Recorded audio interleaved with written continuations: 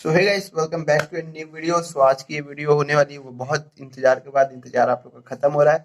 बीपीसीसी 104 की exam important all topics क्या आने वाला है एग्जाम में और क्या ही सिर्फ आप पढ़ोगे तो सिर्फ आपका 8 में से 5 क्वेश्चन जो करना होता है वो आप करके तो आओगे ही आओगे। बस आपको ये चीज़ का ध्यान रखना है कि जो एग्जाम आप दोगे उसमें आखिरी सेकंड तक आपको लिखते रहना है, क्योंकि इग्नू में लिखने का बहुत ज़्यादा महत्व होता है। तो सबसे पहले हो जाता है सांख्यिकी का अर्थ, ठीक है, उसमें उसकी परिभाषा, स्वरूप, ये सब सब चीज़ है। दिसंबर 2021 में ये क्वेश्चन पूछा गया है, ठीक है। फिर सांख्यिकी की मूल अवधारणा है, ये भी इम्पोर्टेंट है, ये भी पूछ लिया जाता है।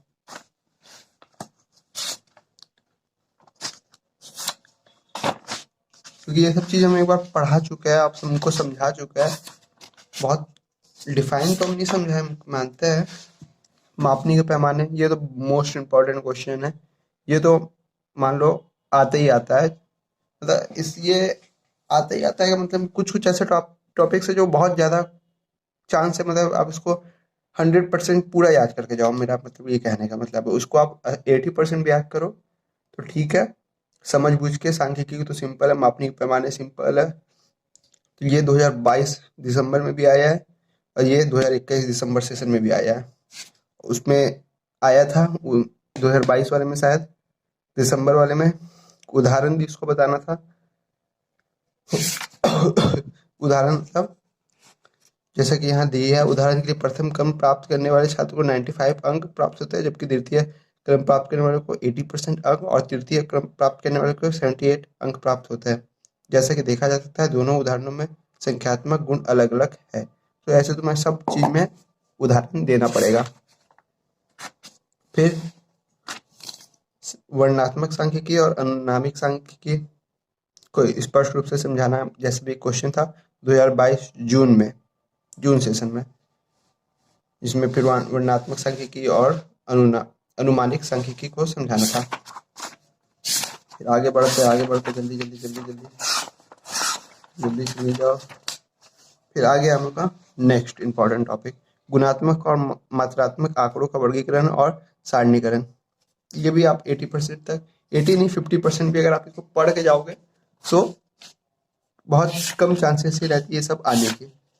फिर आता है आवित्रीय वितरण का निर्माण, ये भी 50% चांस रहती है, तक भी आप पढ़ के जाओगे तो इसमें कोई टेंशन की बात नहीं है।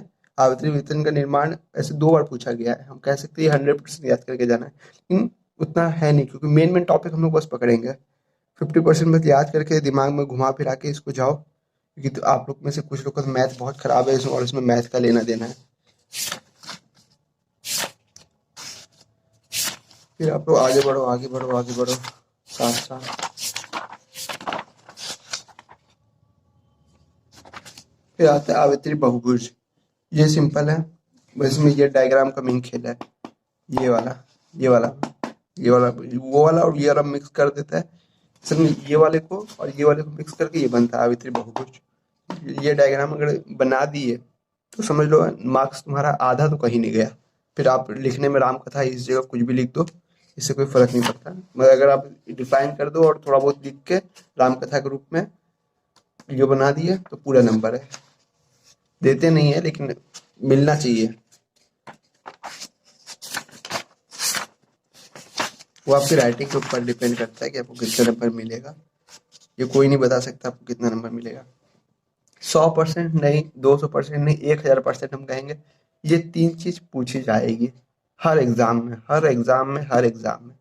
और इससे रिलेटेड एक सवाल भी दिया जाएगा जो आपको सॉल्व करना पड़ेगा। तो ये चीज सॉल्व कर लेनी चाहिए। माध्य होता है सारे नंबर, अगर 1 से लेकर 10 संख्या दी हुई है उन सबको जोड़ के 10 से डिवाइड कर देंगे तो माध्य निकल जाता है, माध्यिका हो जाती है। माध्यिका एक ऐसा बिंदु है जिसके ऊपर के आधे अंक और आधे अंक नीचे के होते हैं, ठीक है, समझ गए ना। मतलब 1 से 10 अंक की संख्या में 5 माध्यिका है उसकी। बहुलक वो संख्या जो सबसे ज्यादा बार आई है। ये चीज आएगा एक मैथ के रूप में सवाल में, और आएगा ये माध्यिका ये सब तो नहीं आता है, सीमाएं फीमाएं लाभ वाभ, वो सवाल 1000% रहता है कि आएगा ही आएगा। फिर आगे बढ़ते हैं हम लोग फटाफट, पूरा बुक कवर करनी है, जीवन इसी में नहीं बिताना है हमको आज। फिर सबसे नेक्स्ट इंपॉर्टेंट टॉपिक होता है आंकड़ों का परिवर्तनशीलता की अवधारणा।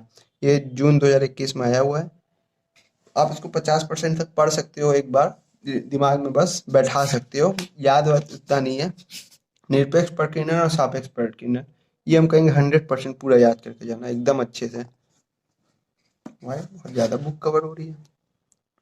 निरपेक्ष प्रकीर्णन और सापेक्ष प्रकीर्णन बहुत इंपॉर्टेंट है। ये जून 2022 में भी आया है, दिसंबर 2021 में भी आया है। इसमें क्वेश्चन बनेगा निरपेक्ष प्रकीर्णन और सापेक्ष प्रकीर्णन पर ध्यान केंद्रित कीजिए, परिवर्तनशीलता की अवधारणा को स्पष्ट कीजिए। परिवर्तनशीलता की अवधारणा को स्पष्ट करने के लिए यहाँ पे ये भी इससे और इसको मिला के ये क्वेश्चन बना देता है। मेन यही होता है, दोनों सिंपल ही सिंपल है, कोई दिमाग नहीं लगाना है। चतुर्थ विचलन पूछा जाता है, इसको हम कहेंगे 80% तक आप लोग पूरा याद रखिएगा। एक डेफिनेशन तो मेन याद कर लीजिएगा कैसे कैसे होता है, बस मेन। और जब आप डेफिनेशन याद करेंगे तो आप उदाहरण खुद ब खुद बना सकते हो और कम से कम एक पेज लिख सकते हो। औसत विचलन समझ लेना, खुद ब खुद समझ जाओगे क्या लिखना है। मानक विचलन पूछा जाता है, मोस्ट इम्पॉर्टेंट टॉपिक में से एक है ये मानक विचलन। मानक विचलन पे सवाल भी आ सकता है, तो आपको सवाल भी करना पड़ेगा। मानक विचलन आया है आपके जून 2022 में और 2021 दिसंबर में। मोस्ट इम्पॉर्टेंट टॉपिक में से एक है, 100% इसको याद रखना है तोते की तरह।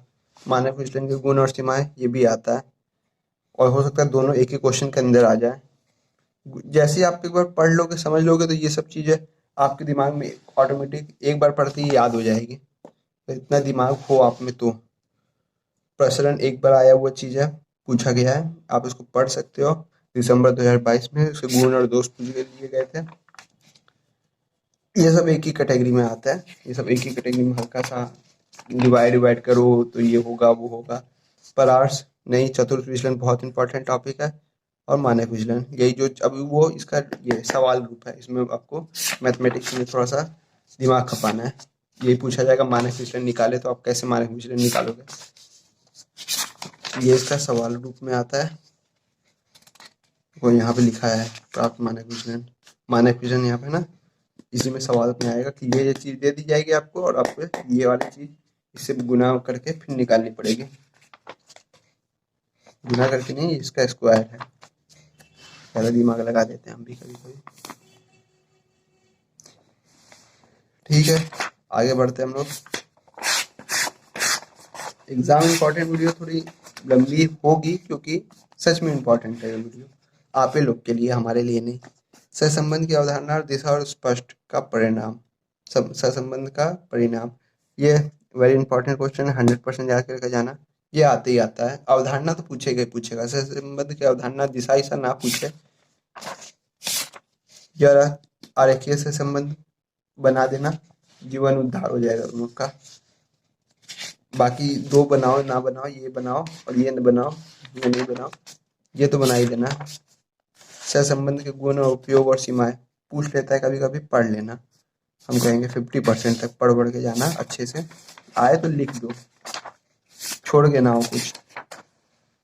ठीक है, पियर्समैन का गुणन आघूर्ण सहसंबंध, ये भी पढ़ लेना क्योंकि इसमें आने के चांस इसकी 30% तक होती है, पढ़ लेना बस। क्योंकि तुम लोग को वैसे भी मैथ का ये फॉर्मूले लिखना आता ही नहीं तुम लोग को, ठीक से याद ही नहीं होगा तुम लोग को, तो इतना दिमाग हम तुम लोग को बोले कि ये कर लेना वो कर लेना। स्पीयरमैन का स्पीयरमैन रोह, इसी को रोह कहते हैं, का कोटि अनुक्रम सहसंबंध, ये आता है 200%, ये आता ही आता है आज के समय में। ये या वो, ये इसकी चांस बहुत ज्यादा रहती है, इसकी चांस 70% रहती है, उसकी चांस 30% रहती है। कोई भी पेपर में दो में से एक पूछते ही पूछता है, इसकी चांस बहुत ज्यादा है क्योंकि ये दिसंबर 2022 और दिसंबर 2021 में भी आया हुआ है। और वो सिर्फ एक बार पूछा गया था, वो भी उसके बारे में। लेकिन इसके ऊपर एक सवाल आएगा ही आएगा, ये वाला, जिसमें आपको ये वाला फॉर्मूला लिखना रहता है और फिर सॉल्व करना रहता है। कई बार आंसर, ये देखो यहाँ पे भी पहले से बना हुआ है, ये वाला हम अपने बना के गए थे, बना के मतलब समझ के गए थे, याद करके गए थे, उस समय बनाए थे जब हम याद किए थे। दोनों फॉर्मूला अलग अलग है यार, लेकिन नहीं, दोनों फॉर्मूला एक ही है। सही है, सही है। और संभाव्यता की अवधारणा, ये अभी हम 2 दिन पहले पढ़ा है तुम लोग को। प्रोबेबिलिटी, इसकी व्याख्या आएगी। बहुत सिंपल होता है। प्रोबेबिलिटी तुम लोग को अगर नहीं आती तो जीवन में बोझ हो तुम लोग धरती पे। संभाव्यता से संबंधित अवधारणाएं, ये 4 अवधारणाएं होती है, बस एक बार पढ़ लो याद हो जाएगा। बहुत, सॉरी 6 होती है, हम भूल गए। प्रसामान्य वर्ग, ये इम्पोर्टेंट है। ये पूछता है ये वक्र क्या होता है, इसके बारे में गुण वूण। प्रसमान संभाव्यता वितरण की अवधारणा, प्रगति और गुण, ये चीज पूछने की नहीं, सिंपल है। समझ लोगे तो एक बार में लिख दोगे, और याद करने बैठोगे तो याद बात तो होता नहीं है। नहीं हो तो फिर भूल जाना। गुण वुण पूछता है, अभी हम बता दे रहे हैं, देखो गुण लिखा हुआ है जगह। ये पूछता है, ये सब चीजें पूछी जाती है।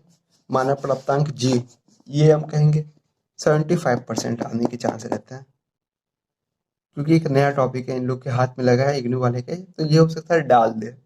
मानव प्राप्तांक, जी प्राप्तांक, जानते हो दिमाग लगाएंगे ये लोग, ये चीज नहीं डालेंगे। जी प्राप्तांक पे डायरेक्ट क्वेश्चन पूछ सकते, पूछ ले जी प्राप्तांक के गुण और उपयोग, तो हम कहेंगे इसको एक नया टॉपिक, क्योंकि ये लोग अब पकड़ रहे हैं। बच्चे अब वीडियो वीडियो देखते हैं, तो अब वीडियो घुमा देना है, मतलब क्वेश्चन घुमा देना है, वीडियो नहीं घुमाना है। तो वीडियो तो नहीं घूमी, क्वेश्चन पलट जाएगा, तो यही पूछेगा वो जी प्राप्तांक को। और प्रसामान्य और अपसरण, ये होता है ना प्रसमानता के अपसरण, ये भी क्वेश्चन घुमाएगा तो ये पूछेगा। ये सब आज का क्वेश्चन घुमाने का ये सब में ये लोग रखता है कि और सेक्शन में, वो सब तो पास्ट तो डालते ही डालता है, लेकिन जो 3 और आपको ऑप्शन दिए जाते हैं ना, उसमें बहुत टेढ़े टेढ़े क्वेश्चन डालता है। 5 मैंने आपको मेन में समझा दिया, जो जो 8-10 जो मेन टॉपिक वो सब आपको मैंने बता दिए। अब आपको और कुछ जानने की इसमें सब नहीं पूछेगा। 8 ही क्वेश्चन होता है, और हमने बहुत सारे टॉपिक कंप्लीट करा दिए, और अब तो बुक भी खत्म हो गई है, तो अब टॉपिक भी नहीं बचा। तो गाइस, वीडियो जैसी भी लगी हो, लाइक कमेंट और शेयर करना मत भूलिएगा। और चैनल पर नए हो तो आप चैनल भी सब्सक्राइब कर लो। वीडियो उल्टी करो या सीधी करो, बेल आइकन बटन और सब्सक्राइब बटन दब जाना चाहिए। ये कैलिमिनेटी वाला डायलॉग है। तो चलते गाइस नेक्स्ट नेक्स्ट वीडियो का आप लोग इंतजार कीजिएगा। सो गाइस, लाइक और कमेंट तो करना कभी भी मत भूलना। कमेंट तो कुछ भी हो जाए कर देना कि कैसा था कैसा नहीं था। तो गाइस, मिलते हैं नेक्स्ट वीडियो में। Tata bye bye.